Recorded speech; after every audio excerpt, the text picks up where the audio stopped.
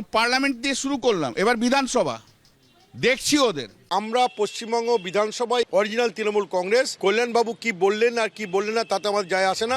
BJP নেতৃত্বাধীন এনডিএকে সমর্থনকারী 20 জন সাংসদের সাংসদ পদ আগামী দিনে থাকবে নাকি থাকবে না তা নিয়ে জল্পনার মধ্যেই এবার বিধানসভায় সংখ্যাগরিষ্ঠ ঋতব্রত তৃণমূলকেও নিশানা করতে শুরু করেছে কালীঘাট তৃণমূল। এই পার্লামেন্ট দিয়ে শুরু করলাম, এবার বিধানসভা দেখছি ওদের কোন গ্রুপ জানি না, দেখছি। বড় লোভ না, শুভেন্দু চামচাগিরি করবে তো ওদের চামচাগিরি করা ছাড়িয়ে দেবো। কল্যাণ বন্দ্যোপাধ্যায় কখন কি বলে নিজের কথার উপর ঠিক থাকতে পারেন না। উনি বলেছিলেন যদি রক্তের সম্পর্ক ছাড়তে না চান আমি ওনার সঙ্গে নেই। উনি তো রক্তের সম্পর্ক ছাড়েননি, তাহলে উনি ওনার সঙ্গে আছেন কি না ওনাকে পরিষ্কার করে বলতে বলুন। রাজ্যে ভরাডুবির পর তৃণমূল এখন ছন্ন ছাড়া। বিধানসভায় এখন সংখ্যাগরিষ্ঠ ঋতব্রত তৃণমূল, সংখ্যালঘু কালীঘাট তৃণমূল।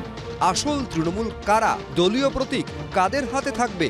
তহবিলের অধিকার কাদের হাতে থাকবে? এই নিয়ে দুই তৃণমূলের লড়াই আদালত অবধি গড়িয়েছে। ঋতব্রত বন্দ্যোপাধ্যায় আপাতত বিধানসভার বিরোধী দলনেতা থাকলেও তা নিয়ে ঋতব্রত গোষ্ঠীর সঙ্গে কালীঘাট শিবিরের লড়াই চলছে। এখন তো ডবল নোটিশ খেয়ে বসে আছেন এক একজন রত্ন, একটা সুপ্রিম কোর্টের নোটিশ, একটা স্পিকারের নোটিশ। আমরা আছি, ছিলাম এবং থাকবো, আগামী দিনে কথা হবে। দিল্লিতে তৃণমূলের লড়াইয়ের ছাপ কি কলকাতাতেও দেখা যেতে পারে? সৌভিক মজুমদার, আশাবুল হোসেন, কৃষ্ণেন্দু অধিকারী, এবিপি আনন্দ। তৃণমূলের 20 জন বিদ্রোহী সাংসদ যারা কালীঘাট ছেড়ে বিজেপি নেতৃত্বাধীন এনডিএকে সমর্থন করছেন, আগামী দিনে তাদের সাংসদ পদ থাকবে না খারিজ হবে, এই নিয়ে এখন জোর জল্পনা। এই প্রশ্ন বারবার উঠছে, এনডিএকে সমর্থনের পরিবর্তে কি সরাসরি বিজেপিতেই যোগদান করতে পারেন এই বিদ্রোহী 20 জন সাংসদ? কিন্তু এই পথে বড় বাধা হয়ে দাঁড়াতে পারেন সংখ্যালঘু অধ্যুষিত মুর্শিদাবাদ জেলার 3 সাংসদ আবু তাহের, খলিলুর রহমান ও ইউসুফ পাঠান। কারণ সাম্প্রতিক অতীতে তারা বারবার বেসুরো গেয়েছেন। এনডিএতে আমরা থাকবো না, আমরা বিজেপিতেও যাব না। সংখ্যালঘু অধ্যুষিত মুর্শিদাবাদের সাংসদ আবু তাহের খান, জঙ্গিপুরের সাংসদ খলিলুর রহমান ও বহরমপুরের সাংসদ ইউসুফ পাঠান। কখনো তারা এনডিএর বৈঠক বয়কট করেছেন, আবার কখনো নরেন্দ্র মোদীর সঙ্গে ব্রেকফাস্ট সেরেছেন, কিন্তু তার সঙ্গে আবার বাঁকা কথাও বলেছেন।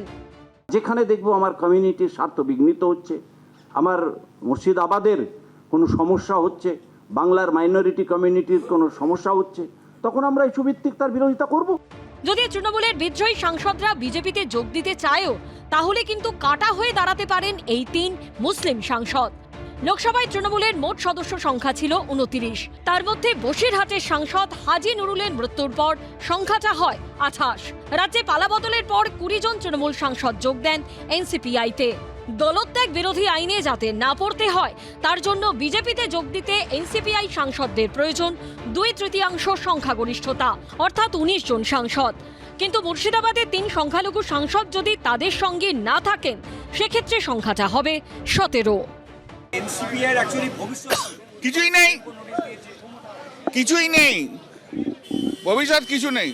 স্বাভাবিকভাবে একটি স্বতন্ত্র রাজনৈতিক দল তাদের নামের সামনে কি লাগাবে না পেছনে লাগাবে, মেকআপ করাবে না লিপস্টিক লাগাবে, সেটা তাদের ব্যাপার, আমাদের কোনো অসুবিধা নেই। এই বছরের 24শে এপ্রিল বিজেপিতে যোগ দেন রাঘব চাড্ডা সহ আম আদমি পার্টির 7 জন রাজ্যসভার সাংসদ। রাজ্যসভায় আম আদমি পার্টির সাংসদ সংখ্যা ছিল 10, তার মধ্যে 7 জন বিজেপিতে যোগ দেওয়ায় দলত্যাগ বিরোধী আইন কার্যকর হয়নি। কিন্তু এনসিপিআই এর 3 সংখ্যালঘু সাংসদ বিজেপিতে যোগ দিতে না চাইলে এনসিপিআই নেতৃত্ব সমস্যায় পড়তে পারে। সৌভিক মজুমদার, আশাবুল হোসেন ও Shibashis মৌলিকের report, ABP Ananda.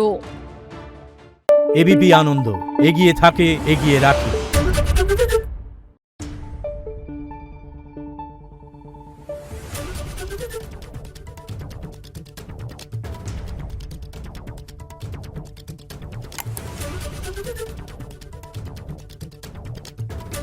Thank you.